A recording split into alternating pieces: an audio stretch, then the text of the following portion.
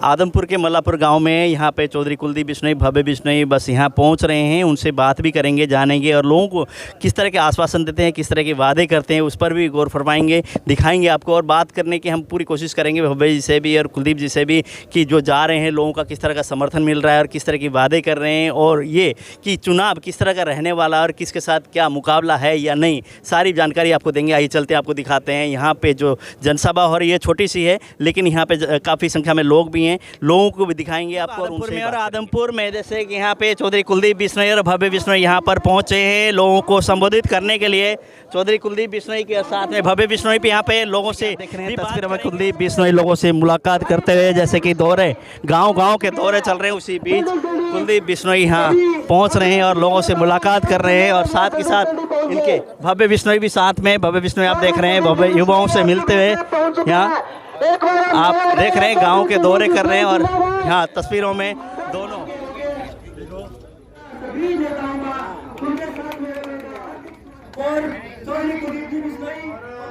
माता की परमादरणीय हरियाणा प्रांत के ईमानदारी, मेहनत और संघर्ष के प्रतीक, आप सभी के सुख दुख के साथी और मेरे मार्गदर्शक चौधरी कुलदीप बिश्नोई जी, भाजपा के वरिष्ठ नेता और फतेहाबाद हल्के के विधायक ताऊ दुड़ाराम जी, पिताजी के संघर्ष के साथी, नरवा विधानसभा क्षेत्र से प्रत्याशी रहे, बहुत ही मेहनती और मिलनसार श्री रणधीर बनिहार जी, श्री जयवीर गिल जी, श्री मनीष अलावादी जी, विनोद अलावादी जी, घनश्याम शर्मा जी, भाई पवन जैन जी, भाई नवीन शर्मा जी, श्याम सुंदर जी, किशन गर्ग जी, रविंद्र ओकी जी, पुरुषोत्तम राणा जी, निकी जी, सुभाष जी, भाजपा जसपा के यहाँ उपस्थित सभी सम्मानित सदस्यगण और गांव मल्लापुर के जहाँ आए बहुत ही मान और सम्मान के योग्य मेरे बुजुर्गों, नौजवान साथियों,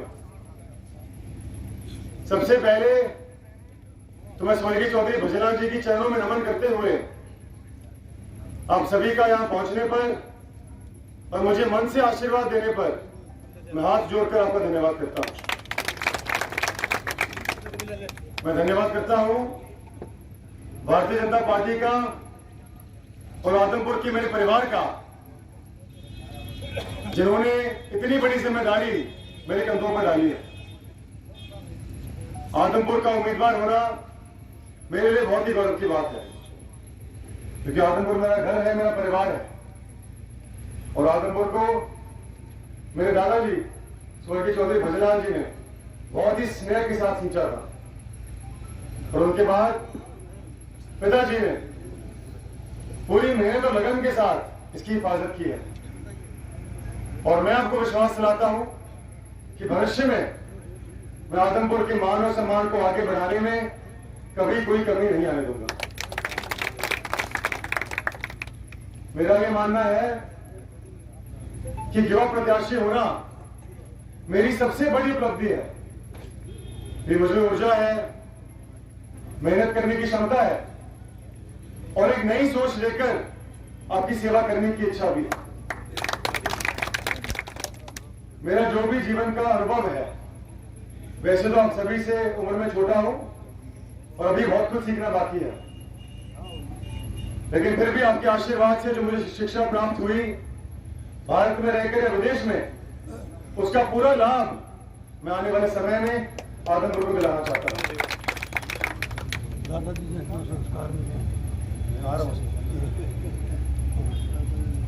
आप सभी को याद होगा कि 2019 के लोकसभा चुनाव में भी मैं हिंदुस्तान के इतिहास में शायद पहला ऐसा उम्मीदवार था जिसने अपने निर्वाचन क्षेत्र के लिए एक बहुत ही विस्तृत मैनिफेस्टो या संकल्प पत्र निकाला था। ठीक उसी प्रकार से मैंने आदमपुर के उज्जवल भविष्य के लिए भी एक बहुत ही दूरदर्शी रोडमैप निकाला है, जिसके तहत मैं आपके आशीर्वाद से आदमपुर को प्रगति के नई ऊंचाई तक लेकर जा सकूंगा। इसके अलावा भी जो समस्याएं हमारे हल्के में है, काल चौपाल की, शिक्षा, स्वास्थ्य, रोजगार की, बिजली पानी की, उन सभी की जानकारी मेरे पास है और आपके आशीर्वाद से उन सभी समस्याओं का समाधान निकालने का भी मेरा हमेशा प्राथमिकता रही। सम्मानित ग्रामवासियों, आपका और हमारा 54 सालों का पारिवारिक रिश्ता है, कोई राजनीतिक रिश्ता नहीं है। ये बहुत महत्व रखता है। आज पूरे हिंदुस्तान में आदमपुर की एक अलग पहचान है। आप कहीं भी जाएं और चौधरी भजनाथ जी का नाम ले तो आदमपुर ज़हन में आता है, और यदि आदमपुर का नाम लिया जाए तो लोग चौधरी भजनाथ जी को याद करते हैं। और ये सब आपके आशीर्वाद, चौधरी भजनाथ जी की मेहनत और चौधरी कुलदीप जी के संघर्ष की बदौलत और भी मजबूती के साथ आगे बढ़े। जितने काम स्वर्गीय चौधरी भजनाथ जी ने आदमपुर हल्के में किए हैं, मैं समझता हूं कि शायद ही किसी जनप्रतिनिधि ने अपने इलाके में किए हुए। यहां एक एक ईंट तो चौधरी भजनाथ जी का नाम है। मुझसे बेहतर आप सभी उनके बारे में जानते हैं। आप सभी चौधरी कुलदीप जी के संघर्ष से भी वाकिफ है कि हमेशा विपक्षी सांसद या विपक्षी विधायक होने के बावजूद जो विकास कार्य उनके दायरे में संभव थे उन्होंने पूरे किए। 2.5 बार पूरे हरियाणा प्रदेश का उन्होंने दौरा निकाला। सड़क से लेकर सदन तक उन्होंने आपकी आवाज उठाई और आपके सुख दुख में शामिल रहे। मेरा सीना गौरव से ऊंचा होता है कहते हुए कि आज पिताजी पूरे हरियाणा प्रदेश में ईमानदारी, मेहनत और संघर्ष की मिसाल।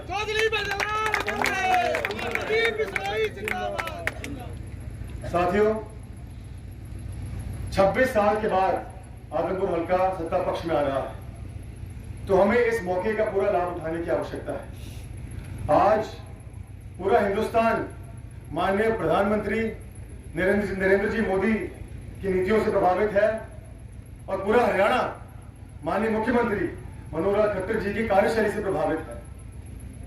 और मैं मानता हूं कि विशेष रूप से खट्टर साहब का आशीर्वाद आदमपुर हल्के में बना हुआ। मुझे आशीर्वाद देंगे और आपकी सेवा करने का मौका देंगे ताकि एक बार फिर आदमपुर हल्के में स्वर्गीय चौधरी भजनाथ जी का स्वर्णिम दौर एक बार फिर आ सके। आपका बहुत बहुत धन्यवाद। जय हिंद, जय आदमपुर।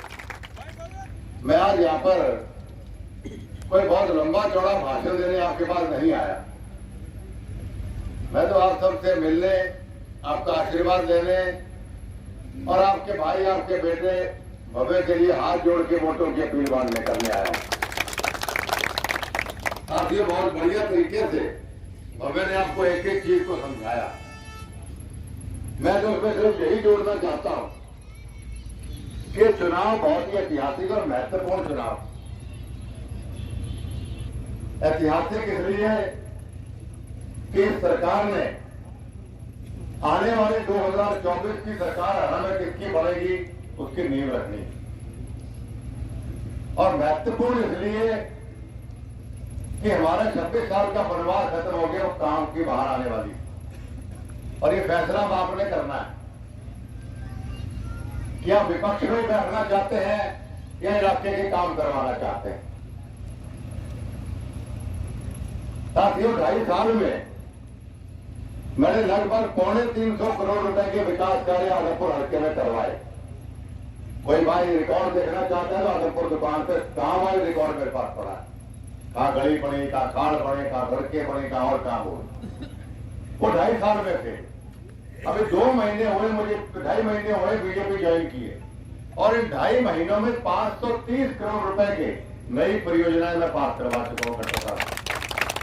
तो आप अंदाजा लगाओ कि 2.5 साल में 350 करोड़ और 2.5 महीने में 530 करोड़।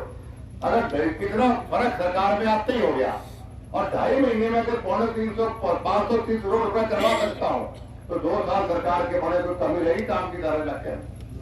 ये सोचने वाली बात। इसलिए साथियों, वोट की कीमत को समझना है कि विपक्ष के लोग बड़े भड़काऊ लोग हैं। ये लोग गुमराह करने आएंगे जात के नाम पे, मजहब के नाम पे और नाम पे।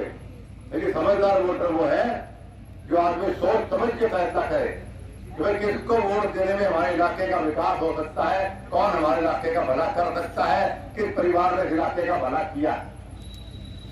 अभी अभी लिस्ट मुझे पकड़ाई बैठे बैठे मेरे पीए ने, उन्होंने कहा इस गांव में 10+2 तक का स्कूल की 4 दीवारी की 7,21,000 रुपए मंजूर हो गए, टेंडर भी हो गए, 7,21,000 का आपको पता है। और इसी गांव में लाल 530 करोड़ मंजूर हो गई, वो भी आप लोगों की गांव की मांग थी मेरे पास। फिर गांव की मेन डिमांड जो आई थी, मौका नंबर 40755 या खोज माइनर, ये भी 530 करोड़ मंजूर हो गई। ऐसे कई लिस्टें आपके लिए मंजूर में करवा चुका हूं। इसके साथियों, काम का टाइम आया, हमें चूक नहीं करनी। ये लोगों ने आज तक वोट नहीं दिए, आपको जाके उनको मनाना है कि भाई 26 साल के बाद हमारा वनवास खत्म हो रहा है। 14 साल भजनलाल जी रहे विधायक, आपके विधायक या सांसद, उसके बाद 12 साल से मैं और रेणुका आपके बीच में। तो 26 साल से वो ताबड़तोड़ काम नहीं हो रहे, काम तो हो रहे हैं। पहले मैंने बताया ये काम पहले के हमारे कुछ इसमें 350 करोड़ के मैं करवा चुका, लेकिन वो काम दिख नहीं रहे, क्योंकि धीरे धीरे थोड़े थोड़े काम हुए तो मजा नहीं आता। काम तब दिखते हैं जब लगातार सब तरफ काम कर रहे, कहीं सड़कें बन रही, कहीं खान बन रहे, कहीं गलियां बन रही, कहीं नौकरियां लग रही, कहीं कुछ हो रहा है। तो वो टाइम अब आया कि ये जीत आपकी निश्चित है और बढ़िया जीत है। लेकिन हमारी सोच ये है कि अगर हम, जैसे भव्य ने कहा कि आपकी जीत की गूंज दिल्ली तक जाने चाहिए, वो तब होगी जब 50,000 वोट से आप भव्य को अब यहाँ पे जिताएं। और वो तभी होगा अगर एक एक भाई एक एक बहन अपने वोट का इस्तेमाल करे। ये लोग आपको भड़काने, अब मुझे समझ नहीं आती कि कोई और विपक्षी पार्टी को वोट दे कैसे सकता है जब उनको सामने दिख रहा है काम होने हमारे बच्चों का भविष्य काम से बनेगा, स्कूल अपग्रेड होंगे, कॉलेज बनेंगे, शिक्षा सुविधाएं, स्वास्थ्य सुविधाएं से भव्य ने भी आपको बताई बात है। इतनी सुविधाएं यहाँ बेहतर होने वाली, वो कैसे कोई किसी विपक्ष को वोट दे सकता है। और विपक्ष में भी किसने वोट दिया, जेपी ने। कोई क्या किडनी बेची, कोई क्या नकली नोट दे दो, कोई क्या लाख रुपये को दिया, अलग अलग तरीके के लोग बात कराए इसके बारे में, उन्हें बिना भी वोट देते के बारे में। और 13 साल के बाद आज आदमपुर हल्के वोट मांगना आया। 2009 में जेपी ने चुनाव लड़ा था यहाँ से, 2022 आ गई, 13 साल जेपी कहा गया था। आपके दुख सुख में कौन आया, भजेदार परिवार आया। इस इलाके में कोई काम करवाए, भजेदार परिवार ने करवाए। ये तो हुड्डा के राज में एमपी भी चाहते थे, सब पूरे काम कराए, मल्लापुर में मारे सिर्फ वोट के लिए। तो आए गांव में तो पूछो आप कि 13 साल बाद आप हमारे गांव में आए हो, अब दोबारा 13 साल बाद आओगे कि बाद में दोबारा शक्ल दिखाओगे? हाँ, जो 13 साल करते होगा। तो मैं तो यही कहूंगा कि चौधरी भजनलाल जी ने हराया, कुलदीप बिश्नोई ने हराया, ये भव्य हमारा रवाज हो जाएगा। तो क्या नुमाइंदा चुनिए आप, जब कहीं जाएंगे आपके हमारा नुमाइंदा कौन? भाई हमारा नुमाइंदा भव्य बिश्नोई है। भव्य बिश्नोई के नाम से आपको खुशी होनी चाहिए, फख्र होना चाहिए कि जो हिंदुस्तान के इतिहास में सबसे शिक्षित नौजवान है, स्कूल में टॉपर रहा, 10th में, 12वीं में टॉपर रहा है। ये तो लंदन स्कूल ऑफ इकोनॉमिक्स में ग्रेजुएशन करी, ऑक्सफोर्ड यूनिवर्सिटी के अंदर पढ़ा, ब्लू मेजर भी वहां इसको मिला। उसके बाद हार्वर्ड यूनिवर्सिटी अमेरिका वाले में पढ़ा। इतना शिक्षित लड़का, किसी भी हल्के के लिए फख्र की बात होती है कि उसके हल्के की नुमाइंदगी करता है। ये भी कहते हो कोई, वरना देखो मारो मैंने जेपी है जैसे वो के